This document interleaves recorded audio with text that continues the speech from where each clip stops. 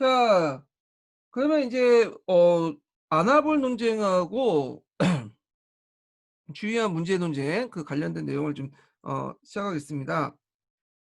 먼저 서브노트를 좀 볼게요.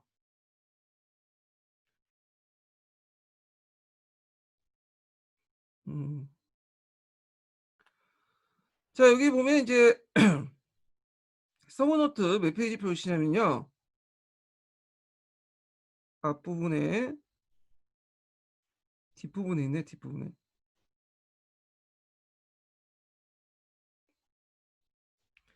자, 590페이지 펴보세요. 590페이지. 문제와 주의 논쟁이 있는데, 자, 새로운 중국을 어떤 모델로 어떤 방법 개혁하자는 게 그 당시 지식인들의 중요 논쟁이었죠. 그래서 급진파하고 이제 정진파, 온건파가 있는데 급진파는 대표는 사회주의자들이에요. 그래서 이제 이들은 사회, 경제, 정치적 변혁을 통해서 그 사회주의 혁명을 통해서 중국의 여러 문제를 총체적으로 해결할 수 있다. 근데 전진파들은 저 호족 같은 이제 자유주의자들인데 중국의 문제는 이렇게 급진적인 방법이 아니라 점진적으로 해결될 수 있고 이것은 점점 이제 그 새로운 정치 사회를 위해서는 교육 문화 방면에서 해결이 될 때 정치적인 것들을 해결한 거지 갑자기 정치 경제 사회를 다 하는 것보다는 일단 교육과 문화 방면을 이제 어 그걸 기초로 해서 정치한 그 기초를 위해서 나중에 사회 정치와 경제를 개선할 수 있다. 이렇게 이제 주장을 하는 사람들이에요. 그래서 이제 이 급진파의 대표적인 사람이 이제 사회주의자인 이대조와 그다음에 점진파의 대표적인 사람이 호적이라는 사람인데 이 호적은 나중에 이제 상당히 이제 뭐냐면 자유지신론도 유명해요. 그 당시도 유명했고 뒤에 또 국민당 정권을 또 비판했던 사람으로서 예전에 그 기출문제도 언급됐던 사람이에요. 자, 호적은 주의도 실전의 문제를 해결한 도구에 지나지 않고 개별적인 실전의 문제는 연구에 계속 주의에 발전해야 된다. 이렇게 어, 주장했던 거고 그 다음에 이제 뒤에 이대조는 모든 문제는 포괄적인 구조 속에 상호 관련됐기 때문에 그런 걸 이해하려면 주의가 필요하다. 이건데 이 말은 뭐냐? 자, 호적은 뭐 사회주의든 그 다음에 뭐 실용주의든 무정부주의든 그 주의 자체가 중요한 게 아니라 현실 자체가 중요한 거예요. 현실 자체.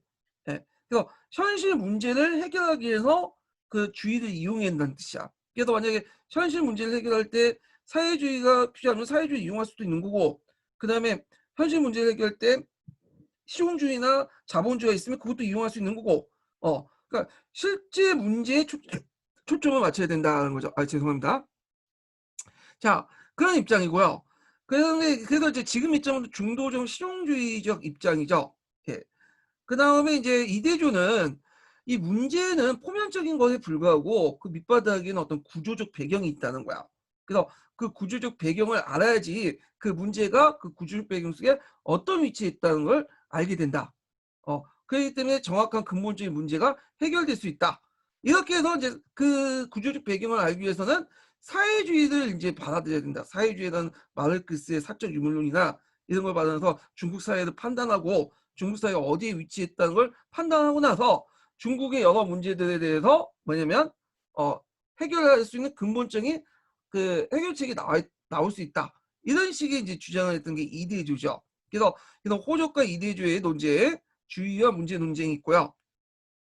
그 다음에 또 하나가 유명한 논쟁이 아날볼 논쟁이 있어요. 예. 아날볼 논쟁은 아나키스트와 볼세비키의 논쟁이죠. 예. 아나키스트, 볼세비키. 그러니까 무정부주의, 그 다음에 마르크스주의. 그 당시 마르크스주의 볼세비키라고 이제 얘기를 했죠. 자, 일단 논쟁의 초점은 계급 투쟁론을 인정하냐, 인정하지 않느냐는 거야. 그래서 보통 무정부주의자들은 예전에 서양사 개론에서 제가 얘기한 것처럼 강의 시간 때 얘기한 것처럼 무정부주의자들은 계급 투쟁을 인정 안 해요. 계급이라는 것은 생산수단과 생산수단을 갖지 않은 사람을 그러니까 생산수단을 갖는 사람과 갖지 않은 사람을 나누는 기준이잖아요. 근데 얘네들은 계급투쟁, 프롤레타 혁명론을 인정하지 않고 주로 민중투쟁을 주장하죠. 예, 그래서 민중혁명론, 민중혁명 개념은 초계급적인 거야. 그래서 계급에 상관없이 그 독재 그 개인의 억압을 하는 여러 권력들과 저항하는 사람들을 초계급적 의미에서 민중이라고 얘기하죠. 자, 하여튼 이 정치 투쟁과 폭력혁명에 일제 반대하며 무상계급 독재에 반대했다. 그래서 모든 생산기관을 자유연합기관을 맡겨야 하지만 주장하며 소련식 공산주의를 반대했던 사람이고요. 근데 이제 마르크스주의자, 그러니까 볼세비키는 소련에 영향을 받아가지고 현 상태를 타파하기 위해서는 그 계급 투쟁이 필요하고 그리고 소련식 공산주의가 필요하다. 이렇게 이제 얘기를 하고 있어요. 그래서 요때 마르크스주의자들은 정통 마르크스보다는 볼세비키주의에 영향을 받은 사람 이렇게 이제 보시면 될 것 같아요. 이게 아나볼 논쟁인데 이 아나볼 논쟁이 동계에는 좀 잘못 설명돼 있더라고. 이 아나볼 논쟁이 그 동계에서는 주의 문제 논쟁을 이제 아나볼 논쟁이라고 그렇게 적어놨나요? 예, 그렇게 이제 적어놨어요. 좀 잘못된 성명인데, 자 이거는 강자 중국사의 성명이 좀 맞아요. 예, 아 말 잘못했다. 강자 중국사가 아니라 이게 잘못 설명. 제가 이제 헷갈렸어. 예. 하여튼 맞아요. 강자 중국사. 그래서 아나볼 논쟁하고 문제 주의 논쟁을 좀 동계에서는 잘못 설명했는데 강자 중국사 맞아요. 예. 강자 중국사는 제대로 그 설명을 해놓고 있거든요. 그래서 이 부분 강자 중국사 내용을 좀 참고를 해주시는 게 좋을 것 같아요. 이 부분은 아나볼 논쟁하고 주의와 문제 논쟁은. 그래서 제가 이제 심화 규제의 이제 주의 문제 논쟁하고 그 다음에 아나볼 논쟁을 적어놨으니까 한번 읽어보시고 그 다음에 이제 신사상 운동과 함께 이제 또 유명한 게 신문화 운동이죠. 문학 운동이죠.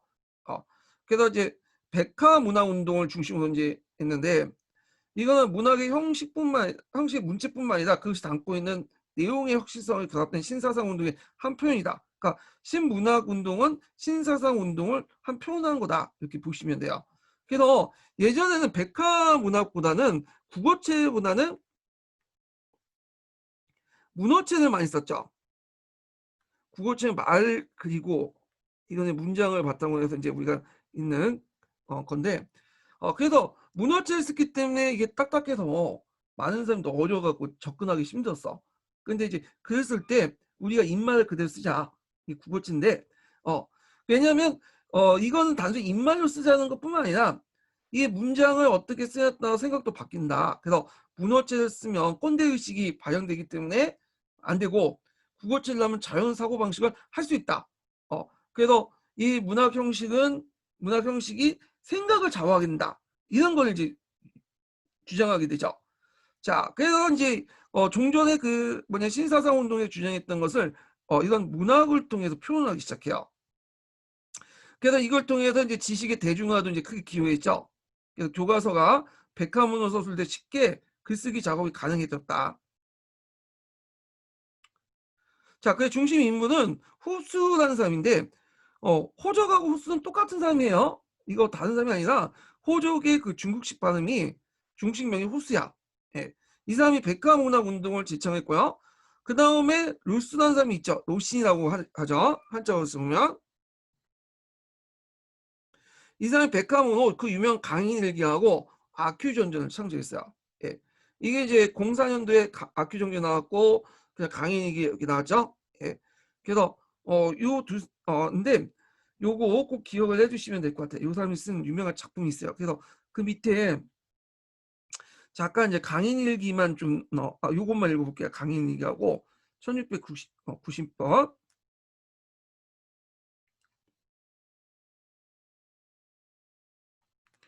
자, 1689번 보면 강일기를 공개하는 형식으로 서술된 일기체 단편 소설이다. 주인공 강이 미친 사람이죠. 이 미친 사람의 이걸 통해서 유교의 도덕이 사람을 잡아먹는다. 흑인이라고 하죠. 맹력이 공격했고 어떻게 유교가 강조한 가족제도 이런 것들을 이제 비판했죠.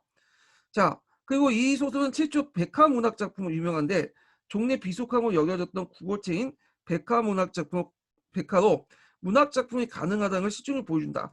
나는데 의미죠. 그 의미 쓰다고 하면 요거 쓰시면 될 것 같아요. 이게 한의 중에 있기 때문에 나올 가능성이 좀 있어요. 자, 그 다음에 신해혁명 악기전쟁 때 좀 얘기해보죠. 신해혁명 전후 최하층의 날품발이 농민했던 악귀의 전기를 형식으로 쓴 루신의 소설이다. 혁명당원으로 자처했으며 루시를 말한 거야. 도둑을 몰려서 싱겁게 총살되는 악귀의 운명을 혁명 앞에 끄떡없이 지배를 가지고 있는 그 마을에 군림한 지주인 조가와 대조로 그려내면서 신의 혁명의 이제 좌절을 나타났고요. 그러니까 모욕을 받아도 저항할 줄 모르고 오히려 머릿속으로 정신승리, 요즘에 하도 정신승리 하시는 분 있죠. 요 말이 요게 나온 거야, 악귀 전쟁에서. 그래서 이제 중국이란 그때 상황을 비교해 볼 수 있죠. 예. 그래서 이 악귀라는 건 중국이라는 그 당시 그 상황을 집약된 캐릭터인데, 그 악귀는 어떤 문제를 접할 때 그걸 해결하지 않고 이 정신승리로 이걸 뭐냐면 해결하는 것을 빚고 얘기하면서 중국의 그런 어떤 문제점을 비판하는 거죠.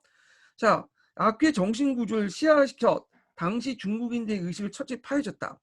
그래서 류슈는 그 악큐를 통해서 중국 구사의 문제를 정렬하게 제시했다. 이렇게 보시면 돼요. 원래 악큐는 류씨는 원래 이제 이 사람이 이제 그 원래 이름은 아니고 필명이에요. 필명. 원래 이름은 주수인이라고 이제 주작인가? 하여튼 주수인이라고 이제 알려졌는데, 이 사람이 원래 이제 그 의대를 진학하려고 일본에 갔어요. 그래서 의사가 되려고 했는데 어느 날 이제 일본 사람이 그걸 보여줬어요. 일본 그 교수가 거기 이제 의대에 있다가 일본 교수가 이제 중국인들 있죠. 그 위화단 사건 때 중국인들을 이제 잡아다가 일본군이 작두로 머리를 쓰는 걸 보여줬거든요. 그러면 자기 민족이 그렇게 당하고 있으면 중국의 유학생들, 의대생들이 열받아야 될 거냐. 근데 그걸 보고 막 좋다고 막 소리 지면서 킥이 되고 있는 거야. 자, 그러니까 이제 그걸 본 이제 유신이 이제 깨달음을 얻었죠. 아, 중국인들이 제일 중요한 건 지금 몸의 육체의 병이 아니다. 마음의 병이다. 정신의 병이다. 저는 정신 구조를 가지고 있으니 어떻게 이제 뭐냐면 중국이 근대할 수 있겠냐. 그러면서 이제 의대에 나와가지고 때려치고 소설 썼다고 그래요. 예, 그래서 강일기나 아큐전쟁 같은 유명한 책을 썼죠. 자, 하여튼 이런 루신의 작품이 있었다. 이런 것들 좀 기억을 해주시면 되고, 자, 철학과 학문 측면에는 나진욱과 왕궁의 각고학 연구가 있었고, 고위간이라는 고사변을 있죠. 그래서 사망오제를 비판하고 이건 존재하지 않는 신화적인 내용이다. 그리고 의국파가 등장하죠. 그래서 사망오제나 그 다음에 은주 역사를 부정하는, 특히 주나라 역사를 부정하는 의국파들이 등장하는 배경이 되죠. 이게 허구성이 폭로되고, 또 한편으로는 이 노신이라는 사람이 이제 정통 문화도 중요하다. 그래서 정통 문화 정리를 또 해요.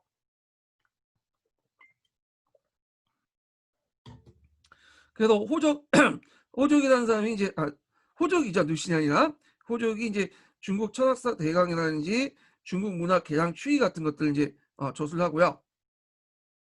자, 뭐 이런 그 이제 문학 운동을 했고, 여성 운동도 이제 같이 일어나죠. 신문학 운동을 통해서 여성 운동도 이제 많이 이루어졌는데, 자, 여성 운동의 활동 내용을 보면 여성 참정권 운동이 전개되고요. 그 여성 교육과 취업 문제에 관심을 갖게 돼. 남녀 공용이 이제 실현되면서 집회 및 시위 활동, 그리고 손모이 주재하는 국민회의에 또 참여하고 5.30 운동에 참가돼. 그래서 이 활동 내용도 여성 운동은 특히 이제 신문화 운동과 5.4 운동에 영향받았다고 보시면 돼요. 이런 활동은.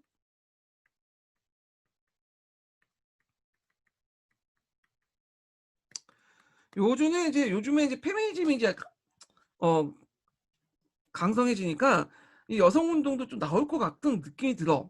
예, 중국의 여성 운동. 예전에 교과서에도 자주 언급됐고 그 부분이기 때문에 좀 파악을 해두시면 되고, 제가 그 밑에 어 그 한국인의 중국사 내용을 좀 적어놨어요. 여성 운동 관련된. 그래서 이제 여기 한번 1694번만 좀 읽어볼게요. 1924년에 손문이 앞으로 시국의 해결 방안으로 국민회의를 제안했고, 나중에 좀 얘기할게요. 국민회의 구성원 중에 여성계가 빠지게 되자 국민당과 공산당 여성회원은 물론이고 각계각층의 여성단체가 여성계 국민회의 구상 자체를 무의로 끝났으므로 여성계도 당장 얻을 것이 없긴 하였지만 이들 계기로 조직화된 여성계가 조직됐다. 그러니까 이제 국민회의가 남성 위주로 조직화됐다 하면서 반대를 하면서 이때부터 여성단체들이 만들어졌다, 이런 얘기 같아요. 자, 1925년에 5월 30일 세국 애국 운동을 맹렬히 참여하는 등 영향을 발휘했다. 5.30 운동은 되게 유명한 운동인데 이건 뒤에 좀 얘기할게요. 자, 그래서 이제 이렇게 있고 다시 이제 앞에 돌아서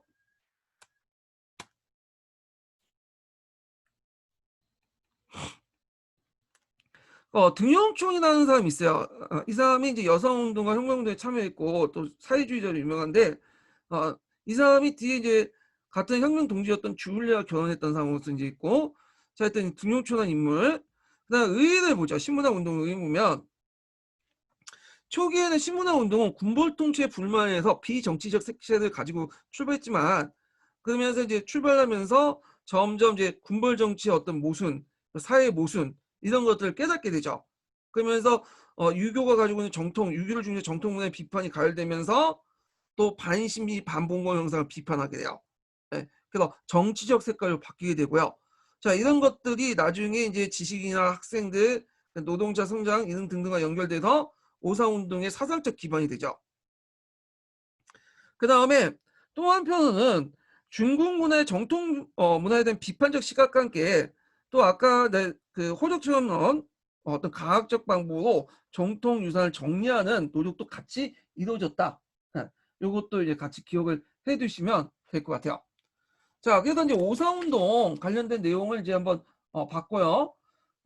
오사운동 신문화 운동이죠. 신문화 운동. 예, 신문화 운동 관련된 내용을 봤고 그 다음에 이제 오사운동을 볼게요. 오사운동의 전개 과정. 자, 이 오사운동의 전개 과정은 이제 여기 어, 서브노트가 좀 잘 돼 있으니까 이 서브노트 중심으로 좀 볼게요. 이거는요.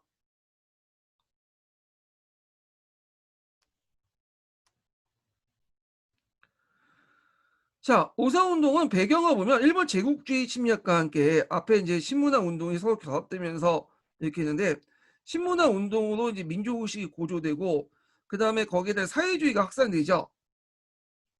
그래서 사회주의는 이제 아까 얘기한 것처럼 러시아 혁명을 통해서 제정 러시아가 이제 붕괴되고 소비에트 공화국이 등장하니까 이들이 이제 무슨 선언을 하냐면 카라한 선언을 해요. 두 번에 거쳐서.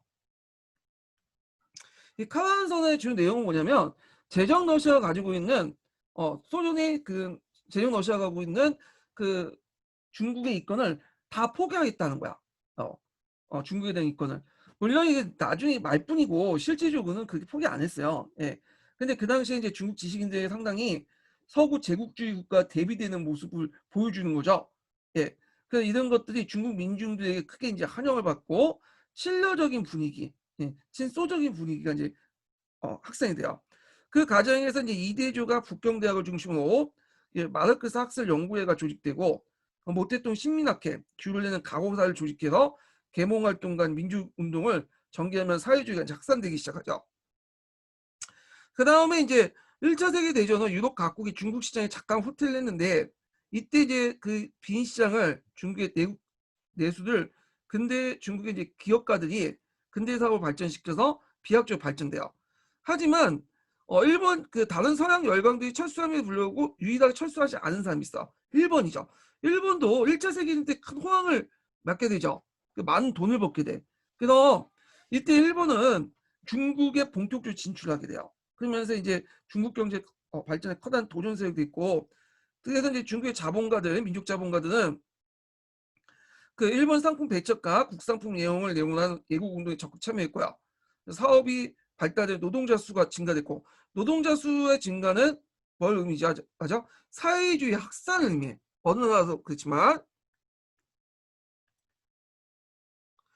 자 이런 반일적인 분위기와 사회주의 확산 이런 것들이 이제 뭐냐면 서로 연결되기 시작하죠. 그래서 이들이 이제 애국 운동과 운동으로 참여하게 됐다. 그 다음에 또 민족 자결주의라는 게 있어요. 윌슨에. 이게 또 영향을 줘. 3.1운동에도 영향을 주고 5.4운동에도 영향을 주고 자 이런 것들이 이제 열강 식민지의 정책을 반대하는 민족주의 운동이 아시아 지역에 확대됐고 그 다음에 파리 강화에 정승국으로 참여했던 중국은 그 당시 1차 세계에 참여했죠. 그래서 연합군 편에 서갖고 이제 승리했잖아. 근데 전승국에도 불구하고 일본이 외교적인 어떤 그런 것들을 그물망에 걸려가갖고 제대로 뭐냐면 자기 주장을 못하고 그리고 오히려 일본이 예전부터 요구했던 20여 개 요구문을 그때 이제 국제적으로 또 승인받게 돼요. 예, 열강들에 비해서. 예. 자, 그래서 이 문제가 어디에서 그 당시 그 중국에 전해지게 되죠. 21개주 요구문에 있는 상동의 권리가 국제적으로 인정받았다. 일본이 갖도록. 자, 그러면서 이제 오사 운동의 어떤 직접적인 계기가 됐던 거죠. 요게 직접적인 계기예요.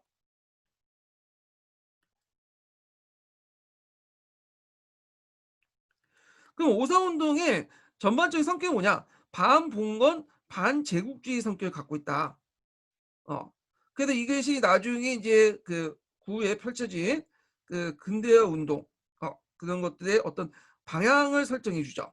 이걸 누가 이끌었다고요? 중국 공산당 자신이 민중들과 함께 이끌었다. 이렇게 이제 얘기를 하죠. 예. 그래서 오사 운동을 좀 약간 상대적으로 높게 평가를 하고, 자, 오사 운동의 전개를 볼게요. 자, 일단 오사 운동은 천안문에서 이제 시위가 권해요. 아까 이제 이 소식이 이제 전해지니까 북경대학을 중심으로 해갖고 천안문 시위를 하게 되죠.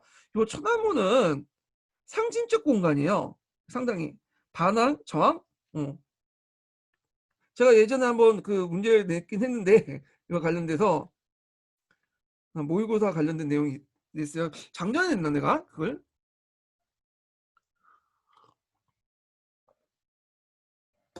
그래서 천안문을 중심으로 해갖고 역사 사건이 많이 나오죠. 일단 오사운동도 천안문에서 시작했고요. 그 다음에 주일레가 죽은 다음에 1976년인가요? 제1차 천안문 사건도 요때 일어났고,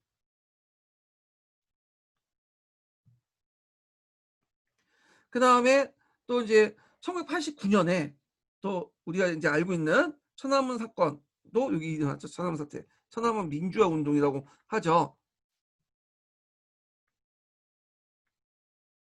자, 그래서 이 천안문 사건, 천안문을 중심해서 이런 여러 가지 뭐냐면 저항 운동이 일어나.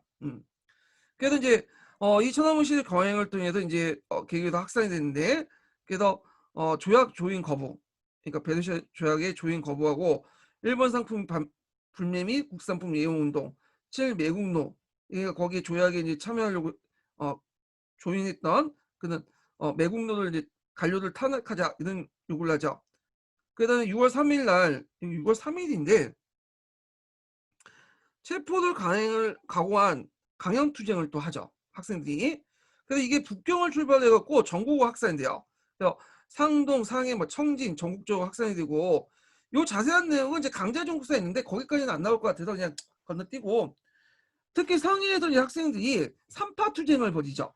그래서 수업 거부하는 파가, 그 다음에 상인들이 처시하는 파시, 그 다음에 노동자의 파업한 파공, 그래서 삼파 투쟁을 이제 뭐냐면 전개한다. 결국에는 민중들의 요구를 받아서 군벌 정권도 이제 한 발 물러나서 조효림, 장종선, 유용은 같은 그런 그 아까 그 조인과 관련된 러시아 조인과 관련된 사람들을 파면하고, 파지에 파견된 중국 대표단을 이제 뭐냐면 이들이 이제 조인을 거부하게 되죠 나중에.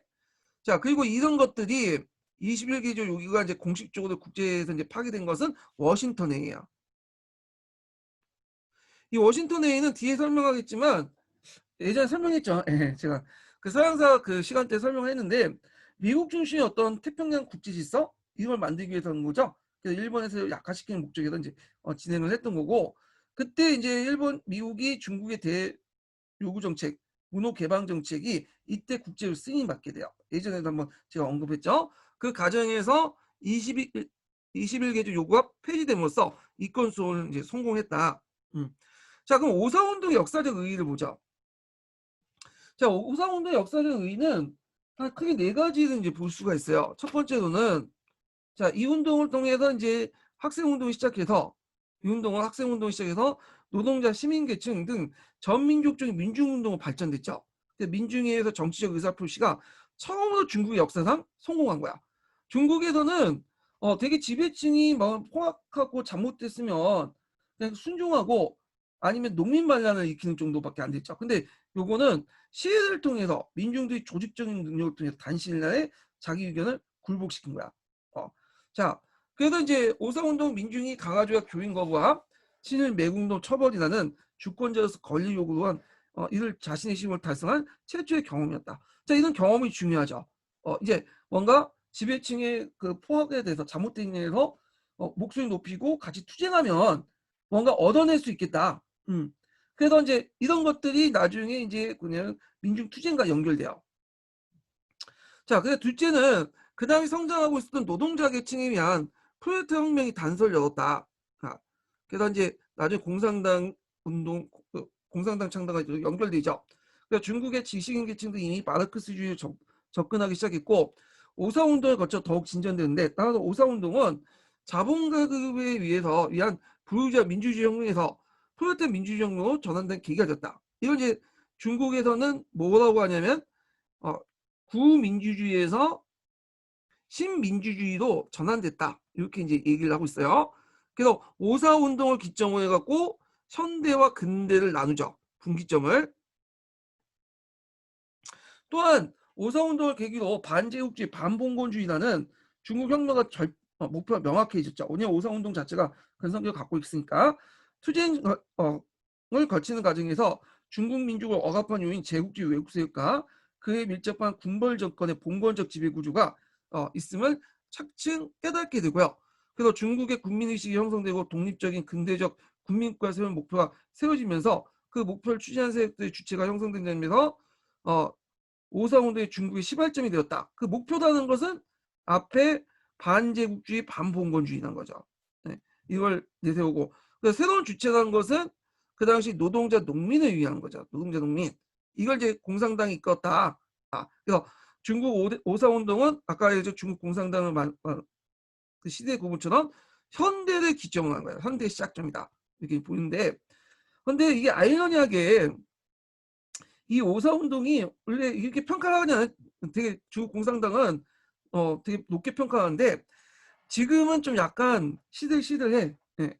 왜냐면 그 앞에 이제 오사운동 자체가 반외세 투쟁이었지만 반봉건 투쟁으로 넘어가는 아주 의미 있는 거잖아요. 그래서 이렇게 하는데 중국에서는 이 오사운동을 이렇게 안 좋게 생각하기 시작했죠. 조금씩. 왜냐면 겉으로는 되게 높게 평가하지만, 왜냐면 이게 민중들이 들고 일어나서 자기의 정치적 의사를 표현해서 간철시켰다. 이게 약간 중국의 그 상황과 좀 약간 오버랩되죠. 1차 천안함 사건과 2차 천안함 사건하고 연결되잖아요. 민중들이 일어나서 자기 욕을 했잖아. 물론 진압당에서 이제 좌절되긴 했지만, 그래서 이 오사운동의 역사적 의의를 너무 강조하면 할수록 뭐야? 중국 공산당의 어떤 그 민주의 반항, 결집 이런 것들 정당성을 부여해 주는 거야. 지금.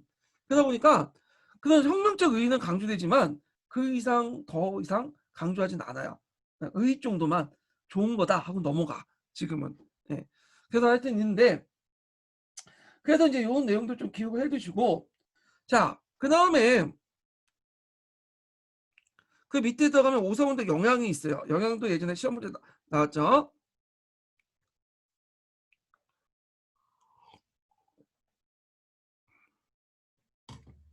자, 오사운동의 영향인데 이건 오사운동하고 이제 신문화 운동 영향을 같이 얘기할 것 같아요. 신문화 운동 영향까지 같이 보시면 될 것 같은데, 자, 문화혁명을 통해 신문화 운동에 문화혁명이 있었죠. 그래서 1920년에 그 당시 이거 밑으로 내야겠다 얼굴을. 네. 자, 1920년대 모든 교과서가 백화문으로 쓰여지는 백화문 사용이 급속히 확대되면서 지식의 대중화에 크게 기여했고 형식뿐만의 내용면의 혁신적인 로 변했다. 그래서 여성 문제에 또 관심을 갖게 되죠. 자, 오사운동에서 여학생들이 지식인들 집단적으로 참가하는 경험을 얻은 이후에 참정권 운동뿐만 아니라 여성해방의 흐름을 도도해줬다. 여성의 경제적 독립을 위해 교육과 취업 문제에 관한 관심이 커졌고 대학에서 남녀공학이 시연되었다. 그 다음에 이제 오사운동 이후에 여성의 사회참여 확대는 자연히 여성의 권리를 추구하는 운동으로 다시 활성화되고 이 참정권 운동이 1924년, 25년에 활발해져 오사운동 시기에 여성해방운동의 학생의 심리분박 크다. 참정권 운동도 좀 기억을 해두시면 될 것 같아요. 이것도. 그 다음에 의고파가 등장하죠. 그래서 예전에 주나 이런 것들 이상적으로 봤죠. 유교에서는. 그래서 당시 유행했던 민주주의와 과학에 대한 숭배는 주를 바탕으로 유교 문화를 바탕으로 한 중국 정통에 대한 맹신이 아니라 합리적 연구를 하게 되죠. 그래서 비판적 시각과 과학적 방법, 정통 유산을 정리한 또 학술한도도 같이 전개된다. 그 우파의 이제 공통적인 게 주에 대한 어떤 것들이 가장돼 있다. 그래서 이게 왜 안 돼 또? 잠깐만요. 음. 자, 가장됐기 때문에 그 당시 이제 주를 이제 좀 약간 처음에 주의 실체도 안 믿다가 나중에 주의 은혜 이제 유적지가 발견되고 준하가 이제 유적지가 발견되니까 주에는 이제 역사적 실체를 인정하긴 하죠. 나중에 가서는. 그렇지만 주에 대한 허구가 너무 많다, 판단이 많다 해갖고 비판하는데 그 비판은 유교에 대한 반대도 있어요. 예, 의구파. 자, 근데 이 반대파들은 고신파라고 하죠. 또 이렇게 제가 그 중국사 할 때 초창기 때 좀 설명한 것 같아요. 자, 그다음에 구국. 나라를 구하는 구국 운동을 이제 또 하는데, 자, 지식인들 학생들 구국을 위해서 일반 대중을 계몽 조직할 필요해서 평민 교육 운동을 통해 사회생활을 주력하였다. 그래서 평생 학생과 민중과 결합은 공산주의 학충의 기반이 되었고요. 그리고 지식인들 학생들이 소모임을 만들어 공산주의 이론을 공부하기 시작했고, 이러한 지식인들 중심으로 1921년에 중국 공산당이 만들어지죠. 여기에 오사운동에 참여한 진독수, 이대조, 모택동 등이 참여를 하게 되고요. 자, 손문과 그 추종자들 오사운동 시기에 거치면서 사회주의와 마르크스주의와 소련에 대한 관심이 높아졌고 예국운동을 지켜보면서 민중의 결집된 역량을 이제 주목하게 돼요. 예, 손문도. 그래서 이제 참전 대중적인 국민운동의 필요를 방향을 정하게 되고 종전에 이제 일본에서 이제 만들어졌던 비밀 조직이었던 중화혁명당을 이게 좀 엘리트 위주의 정당이죠. 이들을 중국 국민당으로 개칭을 해. 그래서 국민적 기반을 확대시키려고 해요. 그리고 청년과 학생들 적극적으로 조직 내에 끌어들이려고 하고요. 자, 그래서 이것도 오사운동을 보시면 돼요. 그 오사운동은 지식인들에게 일종의 민중의 역량을 확인시켜 주는데 큰 계기가 되었죠. 그걸 통해서 민중을 끌어들여서 이제 혁명을 하게 했다. 그래서 이런 것들 이제 영향을 줬다는 좀 기억을 해두시고 이거는 좀 약간 우리나라 3.1 운동하고 좀 비교해 볼 수가 있어요. 비슷한 것 같아. 3.1 운동도 초창기 때는 그 독립운동이 엘리트 위주의 독립운동이었잖아요. 그러다가 이제 3.1 운동 때 민중들이 들고 일어났잖아. 그래서 민중 중심의 이제 운동으로 인식시키는 그러니까 민중의 중심으로 독립운동을 해야 되겠다는 인식을 심어줬잖아요. 네, 이걸 좀 비슷하다 보시면 되고요. 자, 오사운동 노동자의 입장 올 때는 이제 처음 정치 무대에 등장한 노동자들은 급속히 의식화돼. 예, 그래서 노동 조직들이 만들어지죠. 이들이 이제 사회주의를 적극적으로 수용하고 그다음 오사 이전에 부르주아에 지도된 노동단체 외에도 무정부주의나 사회주의 영향받은 새로운 노동단체들 등장했다. 뭐 이런 등등등 이렇게 이제 보시면 될 것 같아요. 자, 그러면 이 오사운동과 관련된 내용을 또 이제 뭐냐면 기출문제 풀어볼게요. 자, 339페이지 펴볼까요?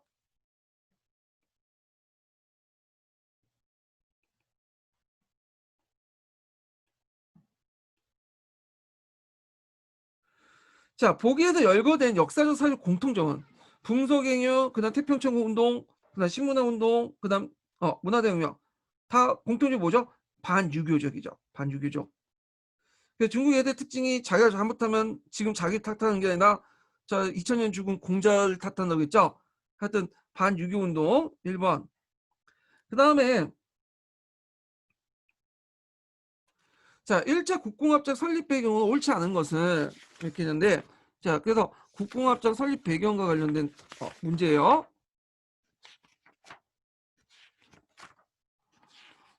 잠깐만요. 예. 그 1차 국공합작의 설립 배경은 옳지 않은 거 보면 자 러시아 혁명을 성공. 네. 항일 민족 통일 정세 형성. 반제국주의 운동의 그 확산과 혁신적 성장, 1차 세계대전 종결과 새로운 국제 질서인데 일단 러시아 혁명에 영향을 받았죠. 그래서 이제 뭐냐면 그 당시 그 사회주의를 바탕한 중국 공산당이 형성됐던 거고 항일 민족 통일 정서는 이건 틀리죠. 왜 틀릴까요? 요거는 제2차 국공합작과 관련된 거죠. 제2차 국공합작.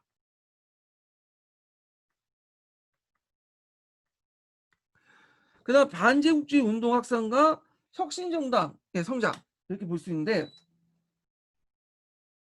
자, 요때 혁신정당이라는 것은 이제 그 대중적인 대중적인 정당들을 얘기해요. 그 대표적인 게 국민당하고 공산당이 성장을 했죠. 예. 그 다음에 제1차 세계대전 종결과 새로운 국제질서 이제 이렇게 성립 이렇게 이제 보면 되고요. 자, 그 다음에 3번 문제 볼게요. 자, 1919년에 중국에 일어난 반봉건 반제국주의 운동의 영향을 나타난 것은 자, 요거는 이제 오상 운동과 관련된 거예요.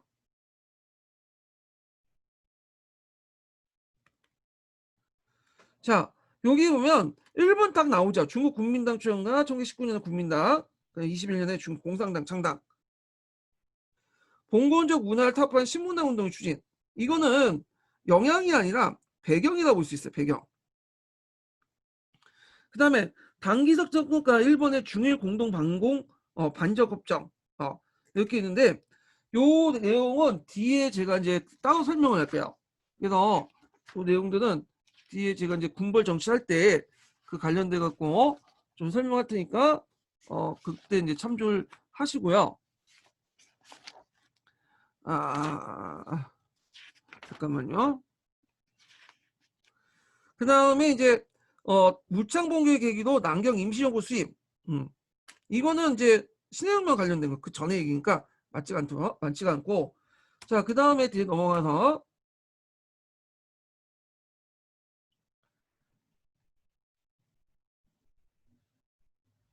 4번을 보죠. 4번.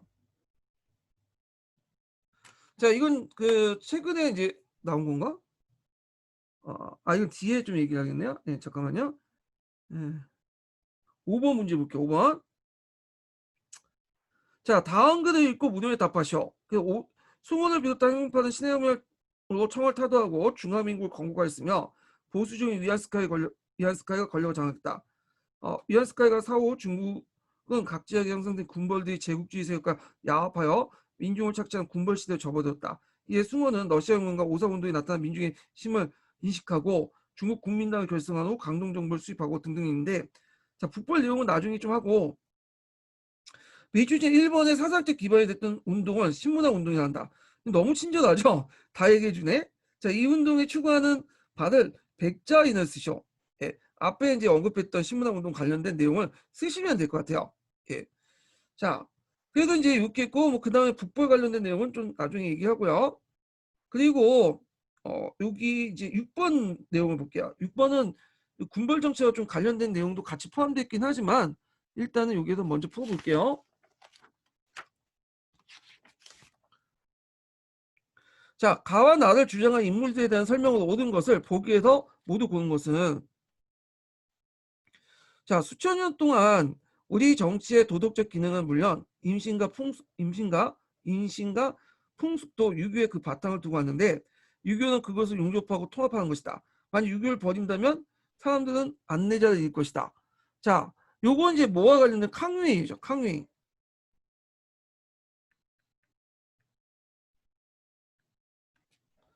자, 캉웨이가 주장하고 나는 공자를 사랑하지만 그보다 진리를 더욱 사랑한다.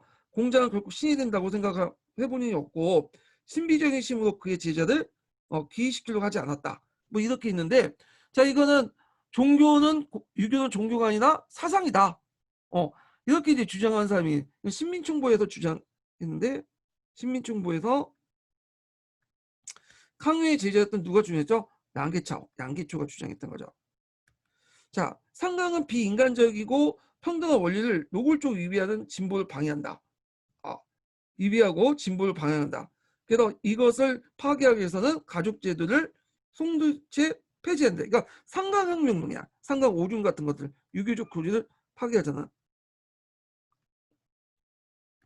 그래서 이거는 무정부주의자들이 주장했단 말이야. 무정부주의자. 그래서 있고 그 다음에 이제 이렇게 이제 있고요.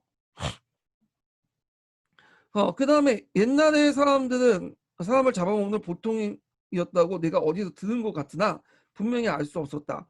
역사책을 뒤져보니 매 페이지마다 인이도독이라는 몇 글자가 쓰여져 있다. 한밤중까지 자세히 살펴보니 온 책에 가득한 혼인이라는 두 글자가 쓰여있으면 알겠다. 자, 인이도독이 뭐야? 혼인이야. 식인종이다. 그러니까 이 식인종이라는 거는 유교다라는 거야. 모든 걸 다 잡아먹는다. 중국의 어떤 발전의 방해문이다.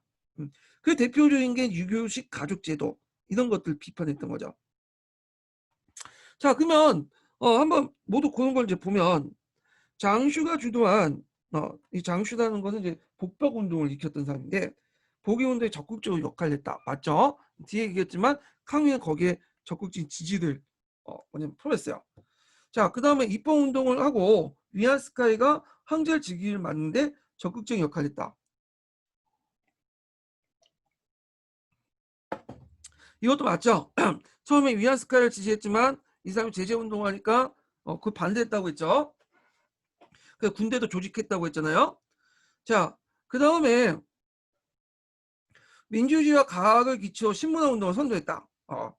상강 5조, 그러니까 이게 이제 주장한 게 이제 그 아나키스트인데, 요거는 좀 아니죠. 신문화 운동을 이제 선도했던 사람은 이제 그 천두슈, 예, 천주수죠. 천주수는 예, 그래서 진독수죠. 예, 이거는 틀렸고, 그 다음에 이제 여기 보면 홉스 등이 주장한 문학혁명을 적극 실현했다. 맞죠? 그래서 이 노신이라는 사람이 이제 쓴 건데 노신이 홉스의 문학운동을 받아들여서 백화문을 썼죠. 그래서 답이 기은, 니은, 니을이에요. 예, 그래서 답이 이제 몇 번이야 이거? 4번과 연결되죠. 4번과. 자, 4번과 연결돼서 이제 보시면 될 것 같아요. 자, 그 다음에 문제 계속 풀어보면 문제 좀 많아요. 자, 다음은 1910년대 중국의 동일한 잡지에 실린 거다. 자, 이를 읽고 물으면 답하시오. 자, 사회에서 본 잡지를 비난하는 사람들은 본 잡지가 누구겠어요? 이거는 신청년이죠.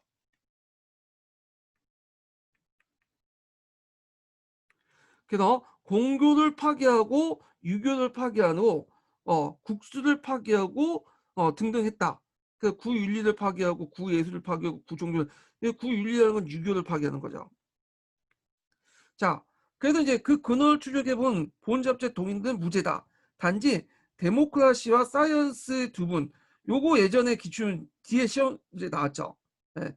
그래서 덕 선생과 색 선생인가? 예. 하여튼 그 두 분 선생을 옹호하기 때문에 이렇게 하늘 거스리는 대죄를 저질 뿐이다. 이렇게 있죠. 그 다음에 이제 여기 요거는 이제 뭐와 관련 서민의 승리라고 하는 이대주의 글이에요. 나는. 그래서 요게 이제 사회적 결과는 자본주의에 실패하고 그 노공주의가 이제 노공주의가 승리했다. 이 노공주의는 이제 뭐와 관련된 거야? 그 당시 1차 세계 도중에 일어났던 그 당시 볼세비키 승리 이렇게 이제 볼 수가 있겠죠. 서민의 승리라는 이대주가 쓴 내용이에요. 자, 그래서 나를 발표한 중국의 사회주의 성립의 이론적 기초를 제공한 사람이 누구죠? 이 사람이 이대조야, 이대조. 또는 이대교라고 하죠. 그때 제가 이제 03년도에 기출을 이제 시험을 봤는데 제 두 번째 시험이었어요. 그때 문제가 이거 되게 어렵다고 막 와서 그랬어. 그 대부분은 진독수를 쓰고 나왔더라고. 진독수를. 예. 그래서 다 진독수 쓰고 있고 저도 그때 진독수인가? 이대조 썼나? 아니, 진독수 썼어요. 저도. 근데 시험 끝나고 뚜껑을 열어보니까 처음엔 진독수가 이제 그 답이다 이렇게 했는데 누가 이대조라고 이제 답을 하고 주장을 해요. 그래서 사람들이 욕을 했어. 막 이거 왜그 헛소리를 하냐. 근데 뒤져보니까 이대조가 맞아요. 예. 지금은 되게 쉽게 생각하는데 그 당시 어려웠어. 그래서 여러분들 기출 때 풀어보시면 이것도 어려워가지고 떨어졌나 이렇게 생각하시는 분이 많은데 막상 그때 그 시험을 딱 접해보면 다 어려워요. 지금이야 여러분들 그 기출문제 풀이나 분석 같은 거 보고 사전 정보를 아니까 이제 그렇게 쉬워 보이는 거죠. 예. 자, 하여튼 7-2번도 이때 되게 충격이었죠. 이 잡지의 새로운 사전을 불러일으켜 중국인의 의식 변화를 가져왔다. 그러나 이후 잡지에 주도했던 이들이 사회발전 방법을 둘러싸고 생겨 논쟁을 벌이는데 이걸 무슨 논쟁이냐? 이걸 주의와 문제 논쟁이죠. 주의와 문제 논쟁. 재작년에도 또 나왔죠, 이거. 주의와 문제 논쟁.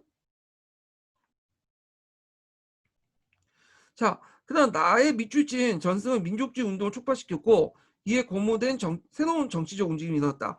정치적 이렇게 그 상황을 두 가지 쓰시오. 자, 이렇게 이제 나라는 것은 잠깐 이게 사회적 결과와 자본주의 실패하고 노공주의가 이제 그 전승을 한 것이다. 요걸 얘기한 것 같은데 제가 줄을 안 치는 것 같아요. 예. 자, 이건 마르크스주의 전파와 그다음에 러시아 마르크스주의와 요거 이제 여러 가지 이제 써있는데 일단 마르크스주의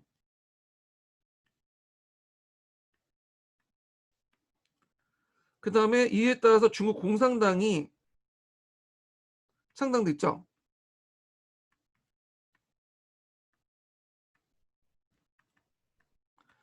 자, 그 다음에 또 하나가 뭐겠어요? 그 당시 그 코미테름을 이제 바탕으로 한 이게 왜 갑자기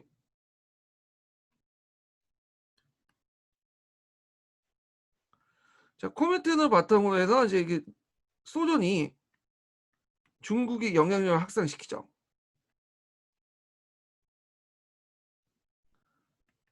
뭐 대충 요렇게 이제 볼 수가 있다는 거 이렇게 좀 보시면 돼요. 어떤 분은 이거 민족 자결주의 확산 뭐 이렇게 얘기를 하는데 이거는 뭐 사회주의와 연결돼 있으니까 굳이 민족 자결주의와 연결시킬 필요는 좀 없을 것 같아요. 예.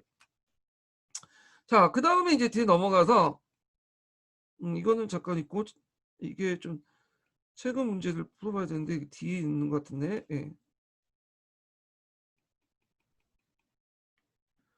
뒤에 한참 있네요. 예.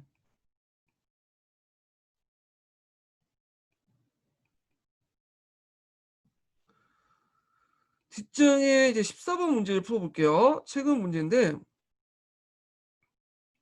자, 니은에 들어갈 용어를 쓰고 니은에 공통어 들어갈 용어를 쓰시오. 그리고 디귿의 이름을 쓰고 나의 발표의 기억의 성격 변화를 쓰시오. 이렇거든요. 자, 여기에서 이제 그 니은의 영향을 쓰니까 이제 그 신청년 있고 신청년이 발행된 그 3년이 지나고 발행 호수도 이미 30건을 채웠다.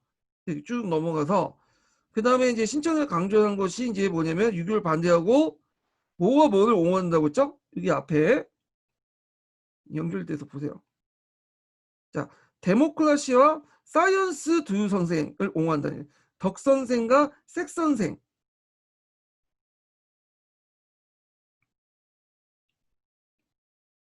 그래서 여기 들어갈 말이 뭐냐면 어 여기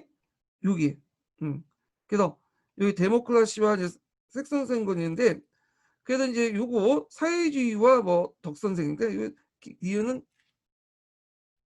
색 선생 아이고 색인가 이렇게 있고 그다음에 덕 선생 데모크라시하고 그다음에 이제 그 사회주의 관련된 내용이 있다는 거 요걸 이제 쓰면 되는데 자 그래서 이제 한자를 차감해서 쓰시면 돼요. 어떤 분은 사이언스 데모크라시 이렇게 썼다고 했는데 아마 틀릴 것 같아. 요거는 아까 번역한 거고는 요거는 원문 그대로 쓰라고 하는 것 같으니까 요거는 좀 약간 용어를 쓰라고 했으니까 좀 틀린 것 같고 여기가 덕 선생을 이제 옹호하니까 이게 색 선생이 되겠네요. 예. 여기 사회주의 관련된 거 색 선생, 새 선생 이렇게. 자, 그 다음에 이제 그 여기에서 있고 니은의 공통도에 들어간 용어. 나는 문제와 여기 니은은 뭐죠? 문제. 주의죠, 주의. 문제 주의 논쟁이니까. 자, 그냥 디귿의 이름을 쓰고 이 사람이 누구예요? 예전에 시험 문제 나왔죠. 호적과 논쟁을 펼쳐했던 누구죠? 이대조죠. 그냥 그 앞에 그 기출 그대로 낸 거예요. 예. 그래서 요거는 이제 그 뭘 이대조는 뭘 강조했죠? 주의를 강조했고 이 사람은 호적을 뭐냐면 어, 문제를 강조했죠. 자, 그 다음에 이제 간을 발표한 후에 아니 잠깐만요. 나를 발표한 후에 그 기억의 성격 변화. 원래 이제 여기를 진독수가 이제 그 뭐냐면 신청률을 장악했는데 진독수나 뭐 이대조의 주도층들이 이제 뭐냐면 사회주의가 되면서 이 신청년이 사회주의 기간지로 바뀌어요. 사회주의 기간지로.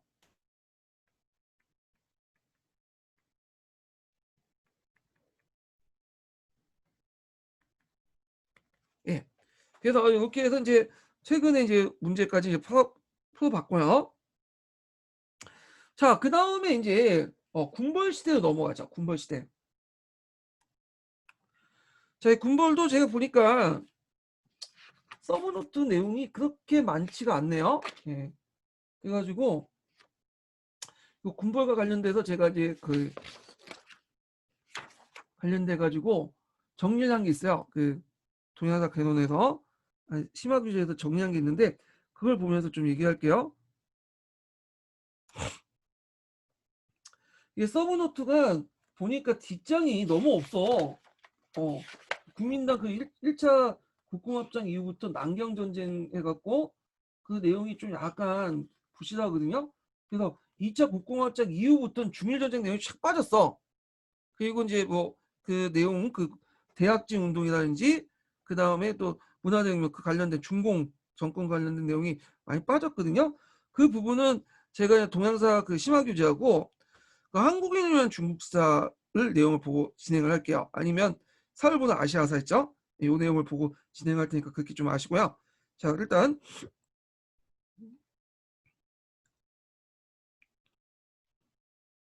보죠. 군벌 정치. 예. 자, 군벌 정치가 이제 바탕을 군벌 체제의 배경을 보면요.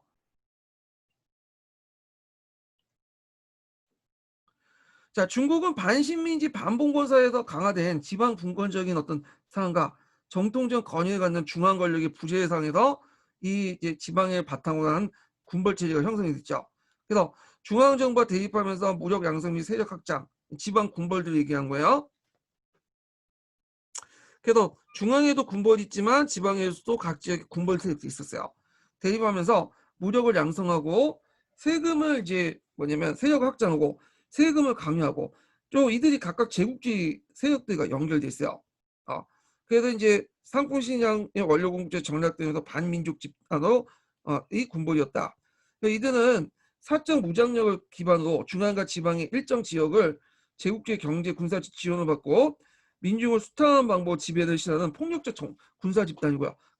그래서 그 중앙에 있는 북양 군벌이나 각 지방의 군벌들은 각기 하나씩 제국주의 세력들, 서양 열강이나 일본을 끼고 정치를 했죠.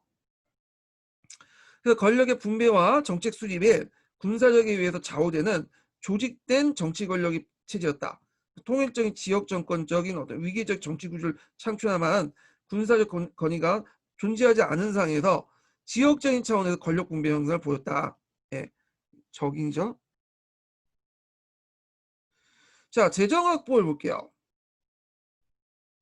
자, 중앙정부가 중앙집권적 행정에 부재한 가운데 지방 공무원들이 지방 재정을 자기가 이제 멋대로 하는 분권적 경향을 보이게 되는데 그래서 직접 군벌이 직접 농민하고 상인들 현지 조달하고 수탈을 해요.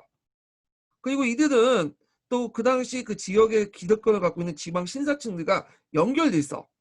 어. 그래서 이들과 연결되면서 또 군벌 자체가 대지주나 자본가 또 성장을 해요. 이런 것들이 자기들 입장일 때는 좋을지 몰라도 그런 중국 전체를 볼 때는 안 좋은 거죠. 민중들 입장일 때는. 그래서 이들이 이제 뭐냐면 군벌들과 신사계층들의 유착관계 이런 걸 이제 표현한 표현이 군신 정권이라는 게 있어요.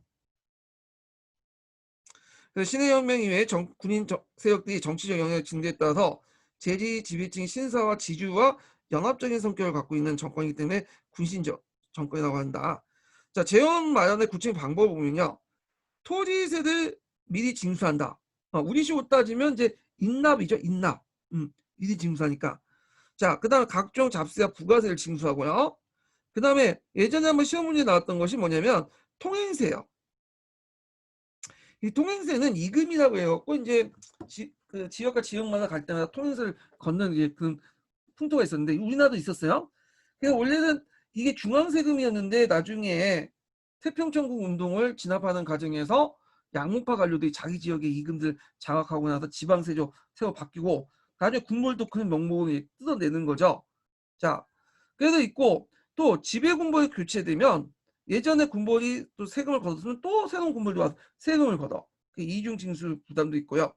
그다음에 그 외에도 못된 짓도 많이 했죠. 아편의 독점적 경영, 예.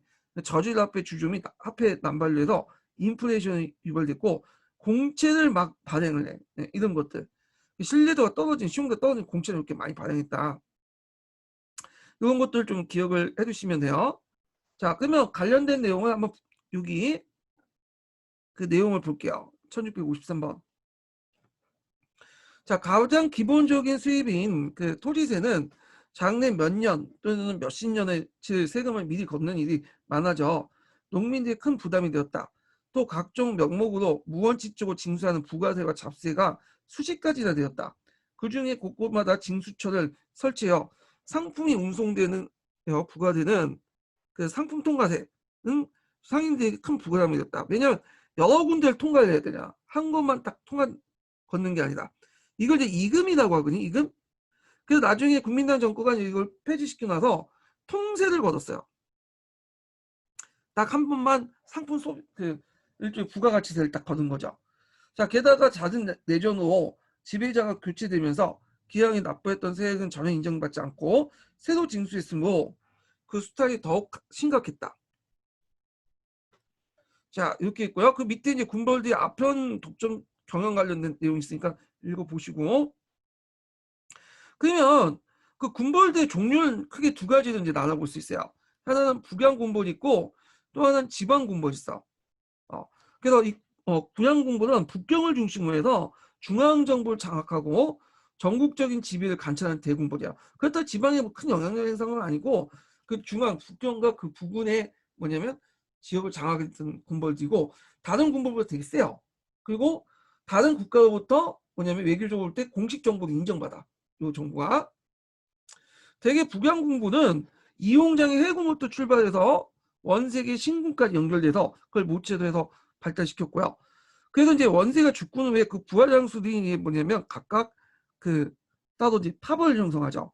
그래서 이제 뒤에서 계속 얘기하겠지만 지들끼리 치고받고 싸우는데 대표적인 게 이제 단기석이나 안이파. 안이파는 누구의 지원을 받았죠? 일본의 지원을 받았죠. 그 다음에 지게파 대표 풍국장이고 영국과 미국의 지원을 받았고요. 그래서 초기 때 세력 운영을 이제 했는데 나중에 지네끼리 이제 세 번에 거쳐서 싸움이 되는데 이건 좀 뒤에 얘기하고. 자, 이 북양군군 있고 거기에 이 북양군군은 아니지만 나중에 또 이제 뭐냐면 중앙군벌로 들어가는 세력들이 있어요. 지방군벌 중에 그 뒤에 나오는 봉천파 군벌이 있어. 만주군벌. 자, 지방군벌은 이제 좀 볼게요. 자, 지방군벌은 한 개 또는 수십 개의 성을, 수개성을 지역적 근거로 해서 그 지방의 토착 지배세력과 강고한 정치 경제적 결합을 통해 반독립적 권력을 행사했던 세력들인데 이들도 이제 그 지역에 따라 여러 군벌도 있는데 하복군벌은 이제 대표는 장자림이 있죠. 봉천파. 이 마적 출신인데 이 장자림이 일본의 지원을 받고 망주를 장악하고요. 결국에는 나중에 이제 이 봉천파들이 중앙에 진출해요. 중앙까지. 그래갖고 한때 이제 북경을 장악하고 그러죠. 그래서 중앙의 권력을 진출해서 여기 있네요. 정권이 군부화됐다. 그 다음에 이제 정권 군부화됐고요. 염선사이라는 사람인데 이 사람은 염항제라고 하죠. 그러니까 상서성에서 그게면 딱 토착 군벌이야. 이 사람은 여기만 계속 지키고 있었어. 그래서 국공내전부터 이제 공산당이 완전히 거기 장악할 때까지 상서성의 완전 항제 역할을 했던 사람이야. 자, 그 다음에 호남의 담양계 그런 사람도 있고요. 그래서 선암군보 있어요. 선암군보는 대개 이제 어떤 사람이 예전에 동맹의 출신들, 동맹 국민당 출신들, 송교인이 만든 국민당이죠. 자, 이런 군벌들이야. 이 선암군보는 다른 그 북양군벌이나 뭐 하국군벌 그런 사람들보다는 좀 더 뭐냐 진보적이에요. 약간 진보적 색채를 띄었죠. 진보적 색채. 이미지상. 그래갖고 당계요, 뭐 강서, 강동, 사천 이런 중국 혁명 동맹의 출신이고요. 신해혁명을 이끌었고요. 그리고 이들이 이제 제2혁명, 제3혁명 때 또 가담을 하죠. 그래갖고 호복운동이 제재 반대운동 이런 걸 통해 하고 나중에 송문이 강동궁 정부를 할 때도 협력을 해요. 물론 이제 나중에 좀 배신하고 그건 하지만 자 그런 세력들이 이제 선왕군벌이다. 그리고 연선자치운동이라는 걸 또 주도를 했죠. 자 그래서 요런 군벌들이 존재하고 있었다는 거. 자 그래서 이제 선왕군벌 한번 읽어볼게요. 1659번. 자 선왕군벌이 북양군벌에 비해 진보적이었거나 덜 반동적이어 단순히 평가할 수 없으나 이와 같이 그들의 정치적 입장과 행동을 철저히 자기 이해에 따라 기초했다. 그래서 많은 혁명을 하고 좀 국민당 편을 좀 들을 것처럼 얘기하지만 실제로는 자기 이해관계에 따라 움직였죠. 따라서 혁명에 참가해도 그의 군벌하와 가정은 결국 상충된 것이 아니라 오히려 이걸 자기의 군권 강화를 이용하려고 했다. 그래서 이 내용들 같이 기억을 해두시고 겉으로는 상당히 뭐냐면 그 진보적인 것처럼 얘기하지만 실제 이해관계에 따라 움직이는 거죠. 그래서 사람이는 말로 평가해서는 안 돼요. 겉으로 말만 뻔질하게 한다고 해서 다 좋은 사람도 아니고 진보적인 사람도 아니고 그런 사람도 아니야. 그래서 말보다는 저는 지속적인 행동 그런 게 되게 중요하다고 보거든요. 말보다 행동을 해서 그 사람이 진심이 나오는 거지. 말만 잘한다고 해서 그건 진심이 아니죠. 최근에 나오는 사람들 일련의 행동을 보시면 아시잖아요. 예. 자, 여기까지 하면 좀 정치적 문제이기 때문에 얘기 더 이상 안 할게요. 자, 그다음 선왕군보는 북경 정부의 자주 노선을 내세우는데요. 그래갖고 이제 1차 강동구 정부나 2차 강동구 정부 때 손문과 손을 잡았죠. 물론 이제 배신을 하고 이제 쫓아내고 그러지만 일단 그 다음에 또 이걸 볼 수 있는 게 연선자치운동이에요. 이 연선자치운동이 예전에 기출문에 나왔던 거예요. 이게 자 연선자치운동이 뭐냐 보면 일단 배경을 보면 청말 이대로 강화된 지방 중심주의와 분권적 경향 이런 것들이 자유국 성립을 통해서 했고 신해혁명이나 2차 혁명 반제재 운동 과정에서 각성의 독립 형식으로 이제 진행했고요. 내용을 보면 그 북경정부와 강동정부 이때는 이제 1920년대 북벌 이전까지는 크게 이제 중국에는 두 개의 그 세력이 있었어요. 하나가 손물 중심한 여기 강동정부 그리고 저쪽은 북양국물 중심 북경정부. 이들이 정통성을 가지고 대입을 했는데 그 과정에서 또 이제 각 지역별로 이제 조그만 군벌들이 이합 집산 있었죠. 그래서 이때 이제 혼전 속에서 각 성이 성헌법을 이제 조직하고 그 다음에 이걸 바탕으로 자주적인 민주주의 성전 개혁을 통해 군벌 간의 내적 조직을 하고 미국처럼 연방 정부를 하자. 그래서 성헌법을 만들고 성전 개혁을 한 다음에 그 다음에 연방 정부의 통일 정부를 수립하자. 그래서 그들의 이제 활동 내용들 보면 처음에는 학생, 지식인, 상공계층이 주도를 했어요. 지식인들이 거기에다 이제 선왕군벌이 가세를 한 거죠.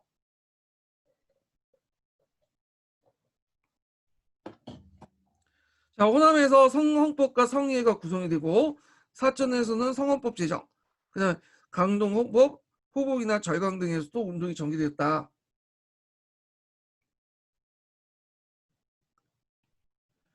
자, 그 의미를 이제 볼게요. 자, 이 영성자치운동은 크게 긍정적인 면도 있고 부정적인 면도 동시에 있는데 일단 이제 보면 긍정적인 측면을 보면 오상운동 이래로 이제 그 군벌의 무력적 지배에 반대하는 민주화 개혁운동의 연장선상에서 이해하는 경향을 보이고 있다.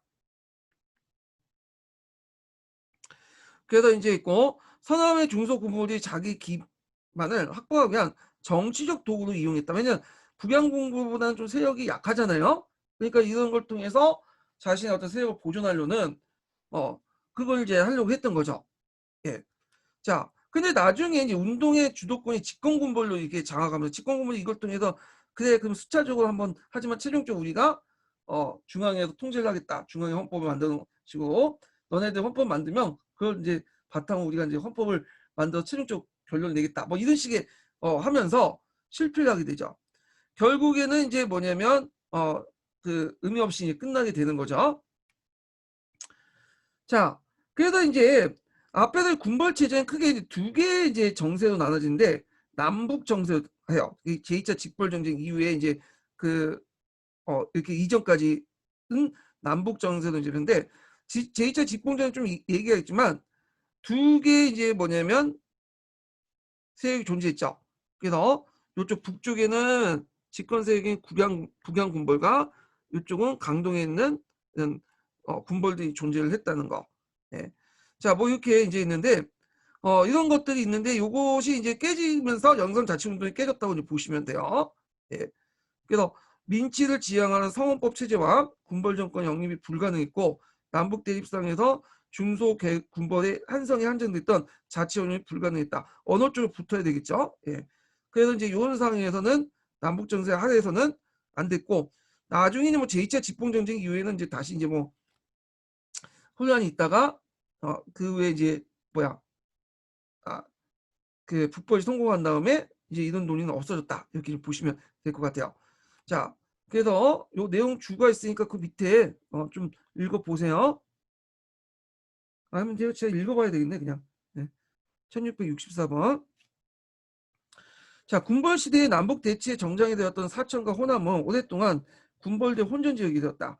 자, 이들 서남 지역의 군벌들의 소문의 호복운동기의 전략적으로 필요에 따라서 일시 소문과 강동궁 정부가 연합하긴 했지만 소문의 북벌에 대한 반대로 연성자치운동을 또 주도했다. 그러니까 그 앞에서 이제 집권세력의 반대 운동도 있지만 그 소문의 북벌이라는 거는 이제 중앙정계를 장악할 목적이잖아. 근데 우리는 그거 싫다. 강동이는 강동인데 자치하면 되는 거지 왜 중앙정부까지 올라가냐. 그래서 이게 나중에 제2차 강동궁 정부의 뭐냐면 깨진 원인이 되는데 좀 이따 얘기하고. 자, 북양군과 송무는 모두 어떤 식이든 무력 통일 노선을 포방하고 있었으며 남북이 전쟁에 들어가면 국가가 직접적인 전쟁터가 될 수밖에 없는 호남과 사천 등지 평화통일하는 이 운동의 그 큰 호응을 얻었다. 그래서 이제 이렇게 있지만 결국에 남북 간에 대립하는 과정에서 호응은 어떤 말든 간에 누군가 붙어야 되겠죠. 예. 자, 그래서 뭐 그렇게 성공적이지 못했다는 거 이런 것들을 좀 기억을 해두시면 되고, 그다음에 아까 얘기한 것처럼 민치를 지향하는 성원법 체제하고 군벌정권 민치하고 상관없죠. 군이 정치하는 거니까 그런 것들이 이제 양립이 불가능했다 이렇게 보시면 돼요. 그래서 이게 1655인가? 요것도 있네요. 요것도 한번 읽어볼게요.